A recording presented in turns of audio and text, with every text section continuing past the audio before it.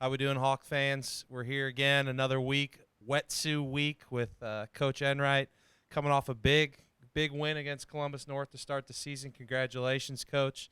Uh, kind of take us through your thoughts on that game. Well, home opener, week one. It's always a little bit nerve-wracking. You've worked 3 months, on everything, and you think you've got a good team, and then you go out there and see what they can do. So it's always good to get a dub. We had a lot of guys playing for the first time on a Friday night, so it got a little bit close there in the second half. We felt like we kind of dominated the first half like we thought we would, and some things didn't fall apart in the second half. Columbus North made some good adjustments, and overall, I thought our kids battled. We had some adversity in the fourth quarter, and it was a 14-12 game, and Columbus North had the ball inside the 5, getting ready to take the lead. And our defense, led by Asen and Alec and MJ and those guys, just stepped up. And it's you don't want it to be close, but when you have something happen like that, like a goal line stand that kind of changes the trajectory of the game, that was awesome to see. Yeah, I definitely felt, from the fans' view, that kind of changed the momentum, definitely. And then talk about the offensive play.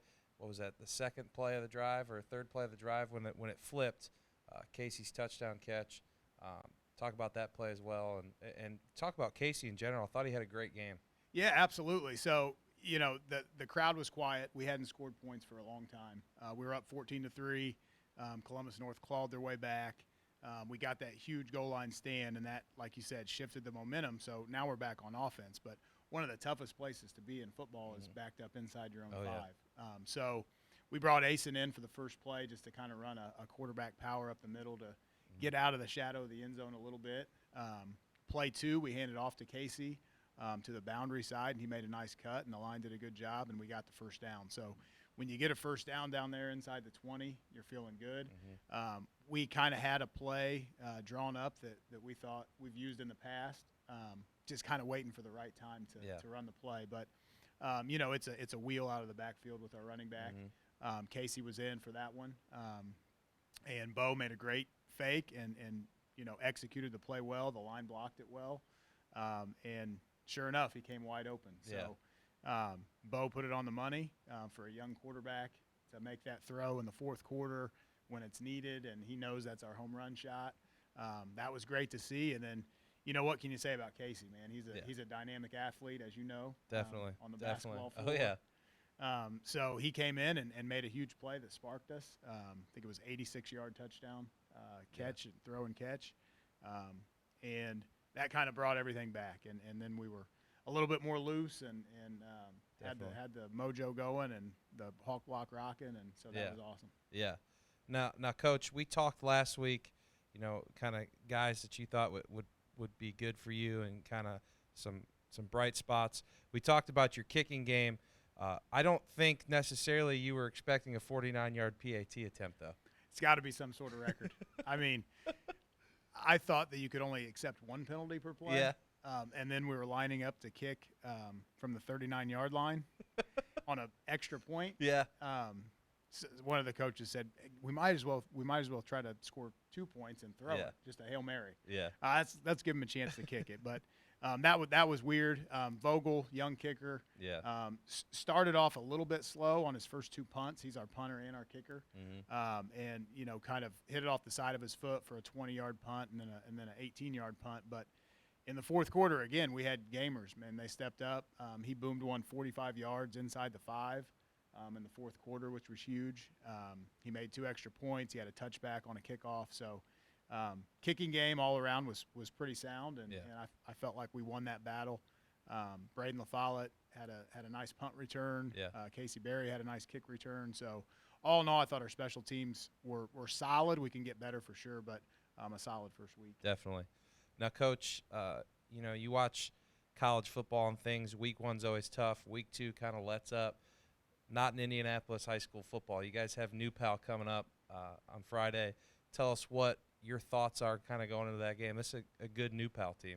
Very good team. Yeah, as you know, you set your schedule 3 or 4 years in advance, and Coach Dixon and myself kind of look at quality opponents to try to play in our non-conference schedule, which is weeks 1 and 2. And we've played teams like Westfield, Franklin Central, Center Grove, New Pal, Columbus North now. So we just try to get us prepared for the Mid-State Conference by playing the best. Oh, yeah, it doesn't let up in conference play. No, it doesn't. So you got to get prepared that way. Some schools may want to start out with a 2A or a 3A opponent to kind of ease into their season, but we're kind of the opposite. We want to see where we stand, see what we need to work on. And New Pal's no different. We played them last year, first time since we played them in 2018 in Lucas Oil. So that was a dogfight, went down to the wire. They had a chance to win it with a field goal on the last play of the game and 5 feet wide left. And we won 31-29. But we know it's going to be a battle. They've got probably their offensive line might be as big as the Colts. I'm not sure.